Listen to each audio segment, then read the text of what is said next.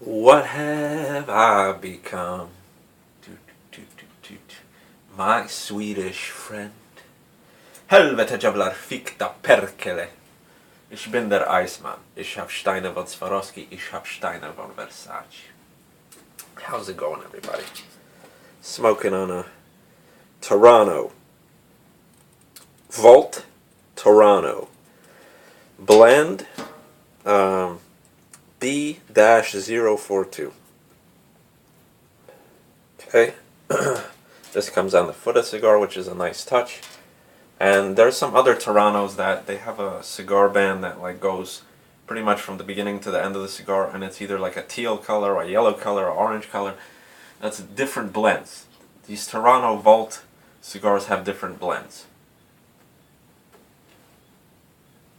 But this one looked the most classy to me, so I got it. It's a very veiny cigar, actually. Not that any of that matters, but check this out. I don't know if you could see that. Hold on. You see that? That crease right there, that line right there? That's from the vein of the cigar, embedded into the cigar band. I never saw that before. So that's kind of crazy, but not that any of that matters.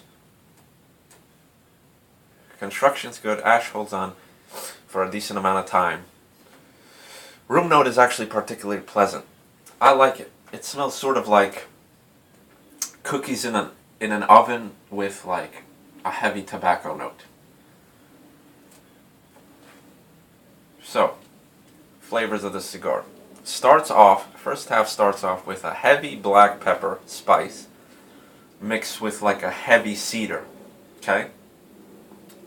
Then when you move into the second half, the pepper spice kind of fades away, and you're left with kind of like an amaretto, I want to say. An amaretto flavor that's very nice and surprising, mixed with sort of like mild hints of cedar here and there, and a decently aged tobacco. Not like an elegantly aged tobacco, not like a high-class dark aged tobacco or anything, just like a decently aged tobacco. Okay? Then you get into the third half. The bird's a little bit wonky now.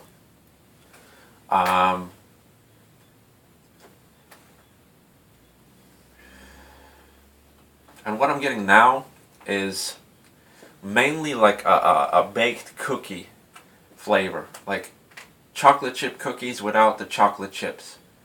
Like the dough of that, cookies, mixed with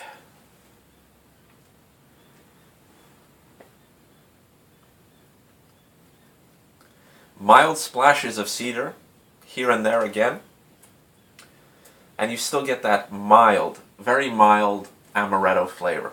The amaretto was more prominent and stronger in the second half, but I could still taste it a little bit. Okay? It's a relatively dry smoke. Not as dry as the Mark Twain memoir that I reviewed, but it's not too oily, it's not too dry. It's on the drier side, but not completely dry, if you understand what I'm saying.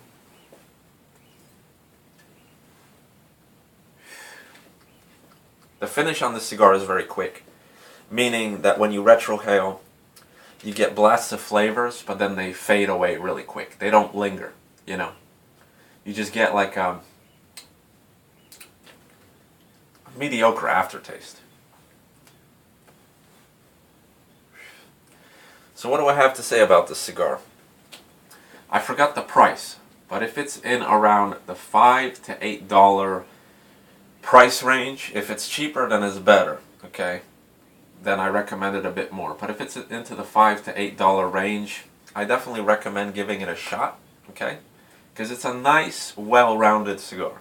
That's what I want to say. It's nothing too spectacular. It's nothing too surprising.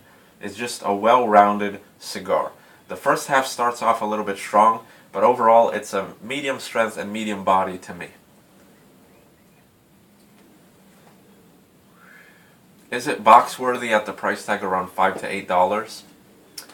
Not necessarily, people. Not necessarily. To me personally, I probably wouldn't buy a box of these. I'd buy like 2 or 3 sticks, stuff them in my humidor, and smoke them whenever the mood strikes.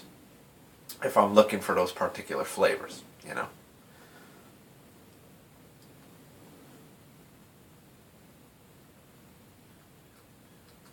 But if you're looking for a well-rounded cigar, you don't want really lasting and lingering flavors. You just want a nice cigar to kick back and relax and experience pretty good transitions in flavors. I recommend it just to try it out.